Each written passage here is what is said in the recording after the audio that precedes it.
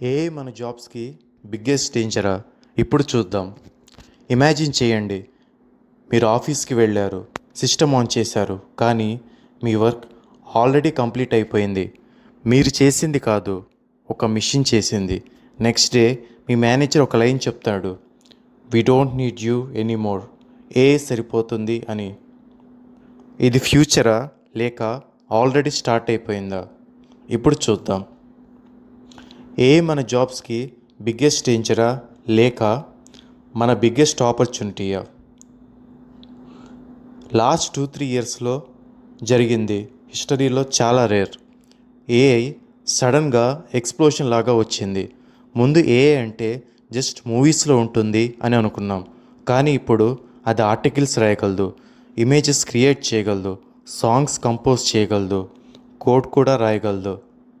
ఒక్క machine multiple humans వర్క్ని replace చేయడం స్టార్ట్ చేసింది.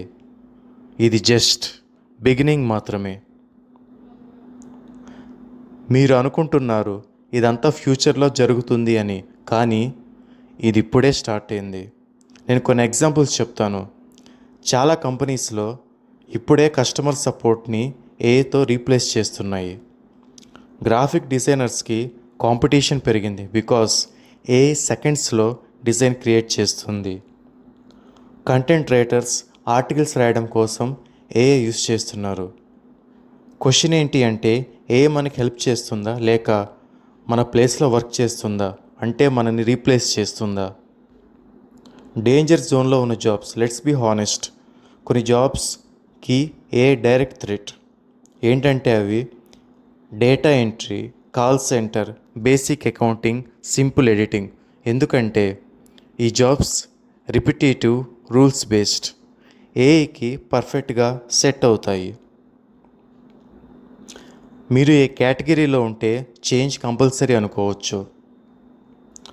ఒక ఇంపార్టెంట్ క్వశ్చన్, హిస్టరీలో ఇలా ముందు జరిగిందా?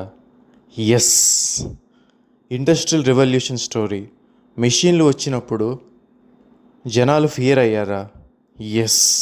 ఫ్యాక్టరీస్ వచ్చినప్పుడు మాన్యువల్ వర్కర్స్ జాబ్స్ పోయాయి, కానీ న్యూ జాబ్స్ క్రియేట్ అయ్యాయి. Computer revolution.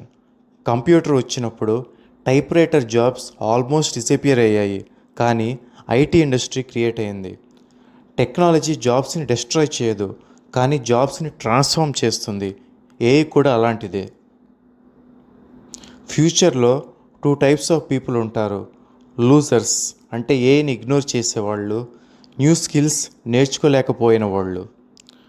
విన్నర్స్ అంటే ఏఐని యూస్ చేసేవాళ్ళు, క్రియేటివ్ థింకర్స్, ప్రాబ్లమ్ సాల్వర్స్. మీరు ఏఐని భయపడితే అది మీకు థ్రెట్, కానీ మీరు ఏఐని యూస్ చేస్తే అది మీ సూపర్ పవర్ లాంటిది. ఫైనల్గా రియల్ డేంజర్ ఏఐ కాదు. రియల్ డేంజర్ ఏంటి అంటే మీరు అడాప్ట్ అవ్వకపోవడం. ఫ్యూచర్లో మీ జాబ్ని ఏఐ రీప్లేస్ చేయదు. ఏఐని యూజ్ చేసే ఒక పర్సన్ మీ జాబ్ని రీప్లేస్ చేస్తాడు. ఇది ఫియర్ స్టోరీ కాదు, ఇది ఒక వేకప్ కాల్ లాంటిది.